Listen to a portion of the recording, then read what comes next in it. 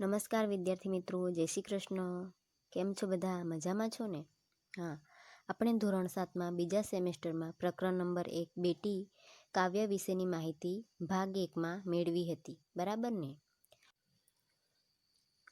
તો આજે આપણે ભાગ 2માં એના સ્વાધ્યાય અને અભ્યાસ વિશેની માહિતી સ્વાધ્યાય પોથી દ્વારા મેળવીશું.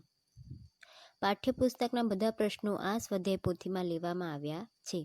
માટે તમારે પાઠ્યપુસ્તકના પ્રશ્નોની માહિતી મેળવવી હોય તો પણ તમે સ્વાધ્યાય પોથીમાંથી મળી જશે. તમે આ સ્વાધ્યાય પોથીના પ્રશ્નો નોંધ તમારા નોટબુકમાં પણ કરી શકો છો. તો ચાલો અભ્યાસની શરૂઆત કરીએ.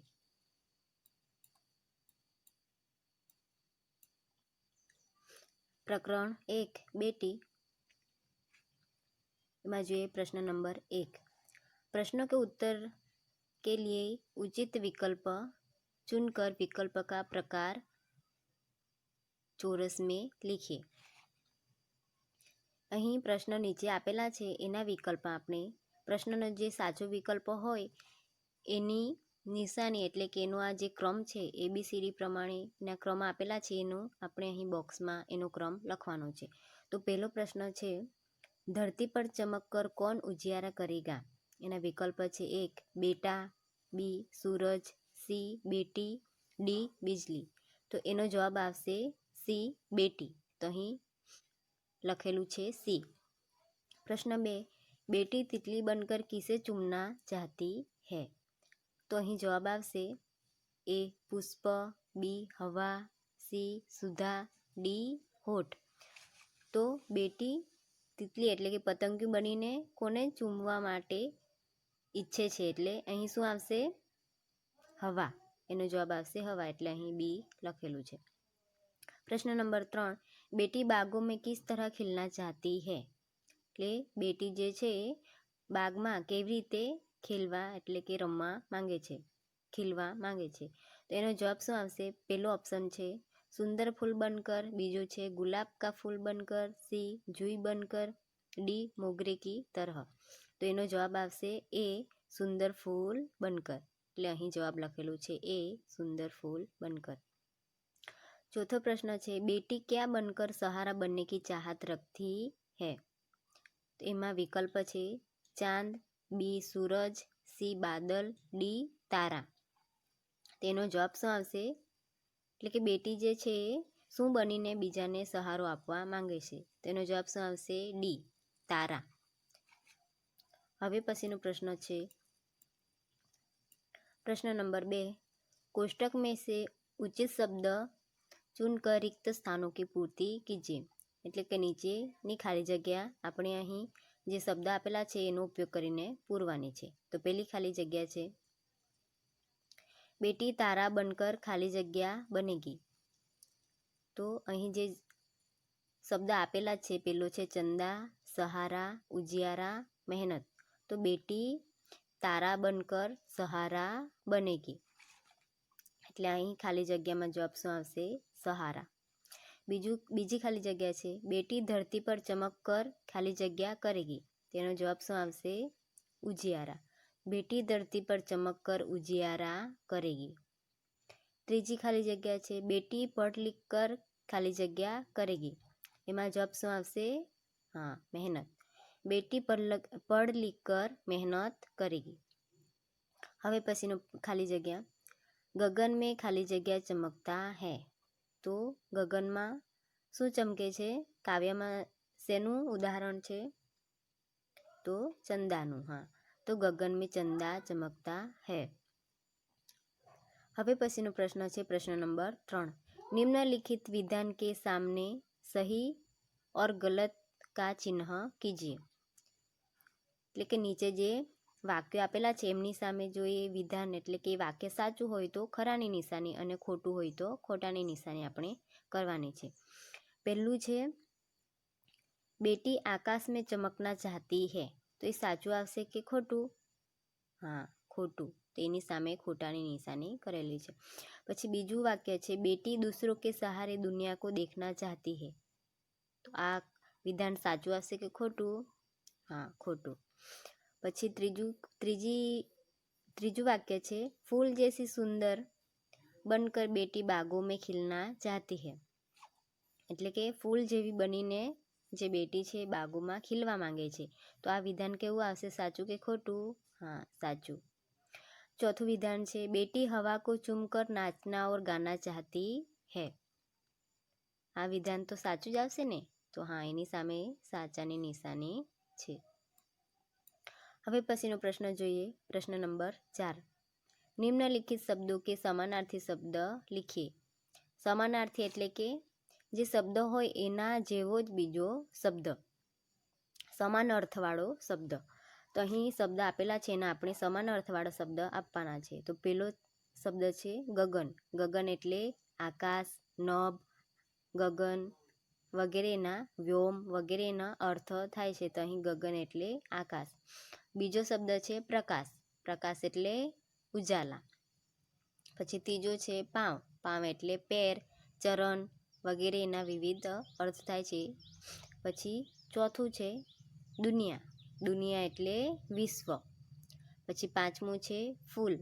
ફૂલનો અર્થ શું થશે? પુષ્પ. પુષ્પ અથવા કુસુમ વગેરેના વિવિધ અર્થ થાય છે. અહીં ફૂલનો અર્થ છે પુષ્પ.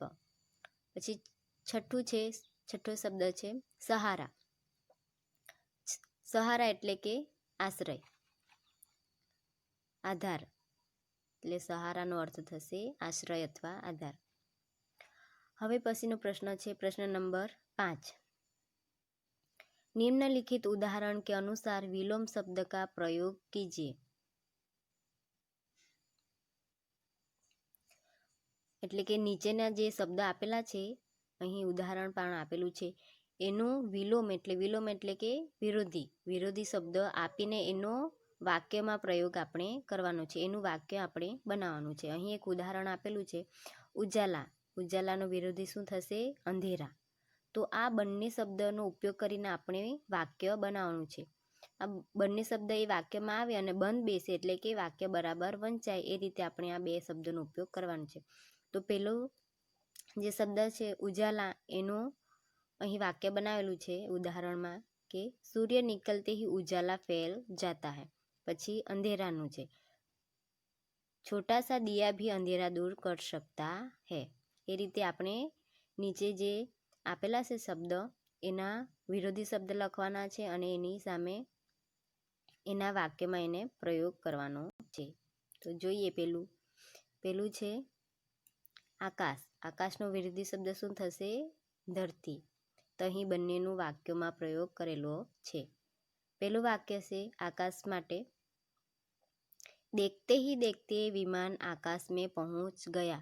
જો તમને આવડતું હોય તો તમે બીજા પણ આની જગ્યાએ બીજું પણ વાક્ય લખી શકો. એની અંદર આ જે શબ્દ છે, જે શબ્દ આપેલો હોય એ શબ્દ તમારે આવવો જોઈએ. એ શબ્દનો તમારે પ્રયોગ કરવાનો છે. તો અહીં હવે બીજો શબ્દ છે ધરતી. તો यात्री सुरक्षित रूप से धरती पर उतर आए. હવે પછીનો જે શબ્દ છે ખોના. ખોનાનો વિરોધી શબ્દ શું થશે?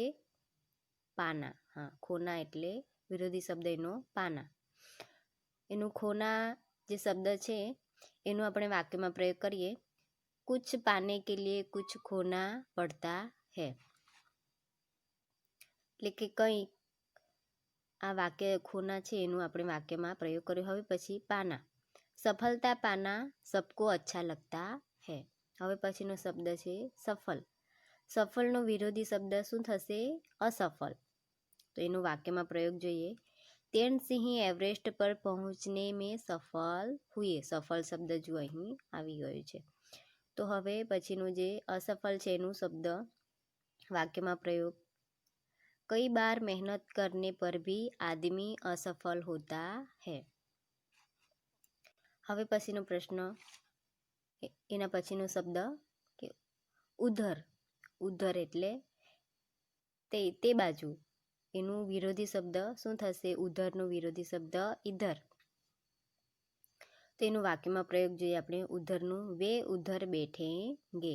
ઇધર માટે આપ ઇધર બેઠેંગે. પછી પાંચમો છે શબ્દ ભલાઈ. ભલાઈનો વિરોધી શબ્દ શું થશે? બુરાઈ. ભલાઈ માટે વાક્ય પ્રયોગ संत सबके साथ भलाई करते हैं। बुराई माटे जो बुराई करते हैं उन्हें सजा अवश्य मिलती है। હવે પછીનો પ્રશ્ન આપણે જોઈશું 6ठो। निम्नलिखित उदाहरण के अनुसार वचन परिवर्तन करके वाक्य में प्रयोग कीजिए। ઉદાહરણ આપેલું છે એ મુજબ આપણે વચન પરિવર્તન એટલે કે એક વચન હોય તો બહુવચન અને બહુવચન હોય તો એક વચન શબ્દનો કરીને એને વાક્યમાં આપણે એનો પ્રયોગ કરવાનો છે। તો અહીં ઉદાહરણ આપેલું છે મેનું બહુવચન શું થશે? હમ। તો આ બે શબ્દોનો ઉપયોગ કરીને આપણે વાક્ય બનાવવાના છે। ઉપર મુજબ આપણે વિરોધી શબ્દનો જે રીતે વાક્ય બનાવ્યા એ જ રીતે અહીં પણ આપણે વાક્ય બનાવવાના છે આ બે શબ્દોનો ઉપયોગ કરીને। તો મેં એટલે એનું વચન પરિવર્તન કરતાં હમ થશે, મેનું થશે હમ। મેં માટે વાક્યમાં પ્રયોજન જુઓ, અહીં આપેલું છે ઉદાહરણ, મેં બાજાર જા રહા હું। પછી હમ માટે હમ બાજાર જા રહે હૈ। પછી એનામાં આપણે જોઈએ શબ્દ એક ઘોડા, તો ઘોડાનું બહુવચન શું થશે? ઘોડે। તો અહીં વાક્યમાં પ્રયોગ કરીએ, ઘોડા દોડ રહા હૈ। પછી ઘોડે બહુવચન માટે ઘોડે દોડ રહે હૈ। જ્યારે તમે એક વચનમાં લખો ત્યારે હે ઉપર અહીં મીંડું આવશે નહીં, જ્યારે તમે બહુવચનમાં લખો ત્યારે અહીં હે ઉપર મીંડું આવશે। હવે શબ્દ નંબર 2 ખિલોને। ખિલોને એ બહુવચન છે, એનું એક વચન શું થશે? ખિલૌના। ખિલોનેનું થશે ખિલોના। એનું વાક્યમાં પ્રયોગ કરીએ આપણે, ખિલોને સુંદર હૈ। પછી એના પછીને ખિલોના સુંદર હૈ। ત્રીજો શબ્દ બચ્ચા। બચ્ચા જે એક શબ્દ એક વચન છે એનું બહુવચન શું થશે? બચ્ચે। અહીં વાક્યમાં પ્રયોગ કરીએ, બચ્ચા ખેલ રહા હૈ। બચ્ચે બચ્ચે ખેલ રહે હૈ। ખેતનું એક વચન અને બહુવચન સરખું જ થશે, પણ તમે જ્યારે એનો વાક્યમાં પ્રયોગ કરો ત્યારે અલગ રીતે વાક્ય બનશે। તો પહેલું જોઈએ, ખેત હરા ભરા હૈ। આ એક વચન માટે વાક્ય આ રીતે બની શકે। પછી બહુવચન હોય ત્યારે ખેત હરે ભરે હૈ, આ રીતે વાક્ય બને। બરાબર ને? તો હવે તમે પણ તમારી સ્વાધ્યાય પોથીમાં જેટલા પણ પ્રશ્ન આપણે જોયા એ બધા તમારે સ્વાધ્યાય પોથીમાં આની નોંધ કરવાની છે। હું જે રીતે તમને બતાવું એ રીતે તમારે સમજવાનું છે અને પછી એના પછી તમે સાથે સાથે તમારી સ્વાધ્યાય પોથીમાં પણ એની નોંધ કરતા જજો। प्रश्न नंबर 7 છે, निम्नलिखित वाक्यों में से विशेषण छांटकर उनके भेद लिखिए। આ જે વિશેષણ છે એ આપણે વિશેષણ વિશેની માહિતી ધોરણ 5માં મેળવી જ છે, બરાબર ને? તો એ વિશેષણમાં વિવિધ પ્રકાર જોવા મળે છે। વિશેષણમાં આ જે પાઠ છે પહેલો પાઠ, એમાં આપણે ગુણવાચક વિશેષણ અને સંખ્યાવાચક વિશેષણ આ બે વિશેષણની માહિતી મેળવવાની છે। આનો પછી જે ભાગ આવશે ભાગ નંબર 3, એમાં હું વિશેષણ વિશેની વિગતે ચર્ચા કરીશ। એટલે એ વિડીયોમાં આપણે વિશેષણ વિશેની માહિતી વિગતે જોઈશું। તો અહીં વિશેષણ છે એને અલગ કરીને એ વિશેષણ કયા પ્રકારમાં આવે છે એનું આપણે દર્શાવવાનો ભેદ, એનો પ્રકાર દર્શાવવાનો છે।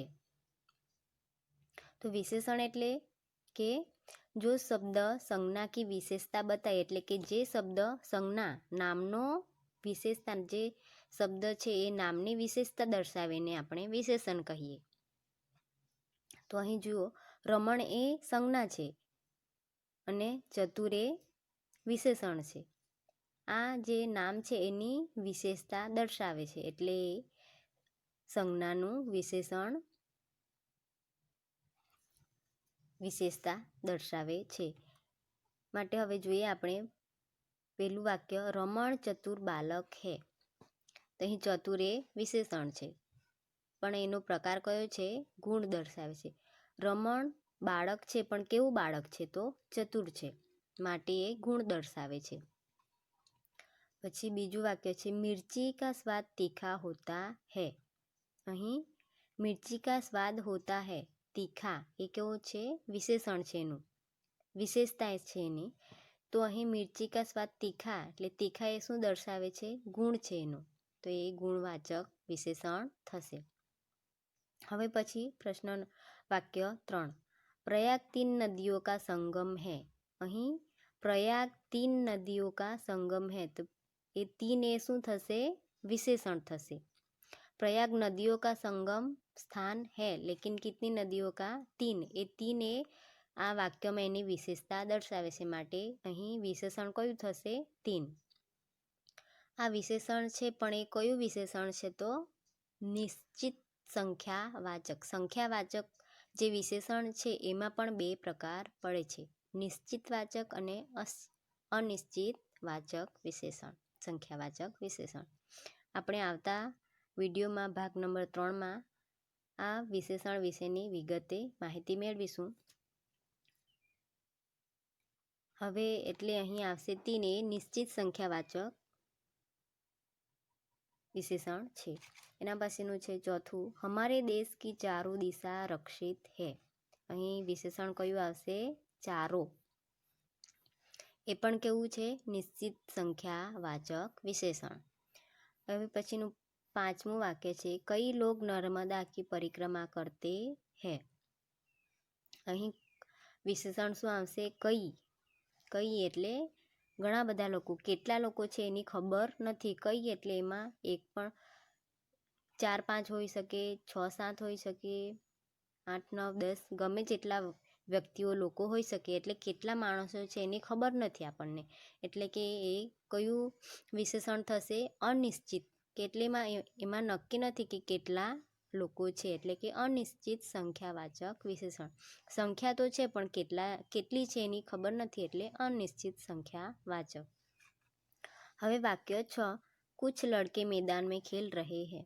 लड़के मैदान में खेल रहे हैं, लेकिन कितने? कुछ એટલે કેટલા છે એની ખબર નથી.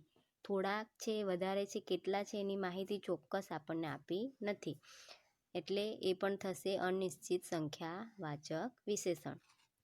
અહીં આ વિશેષણ વિશેનું 1 થી 6 સુધીના વાક્યો વિશેષણના આપેલા છે, એની આપણે માહિતી. તો વિદ્યાર્થી મિત્રો, આજે આપણે હિન્દી વિષયમાં પ્રકરણ 1 ભાગ 2માં સ્વાધ્યાય પોથીમાંથી પ્રશ્ન 1 થી 7 વિશેની માહિતી મેળવી. હવે આપણે ભાગ 3માં પ્રશ્ન 8 થી 15ની માહિતી મેળવીશું. આજે આપણે જે શીખ્યા 1 થી 7 સુધીની માહિતી જે આપણે મેળવી, એની નોંધ તમે તમારી સ્વાધ્યાય પોથીમાં કરી લેજો અને એની તૈયારી કરજો. ત્યાં સુધી આવજો.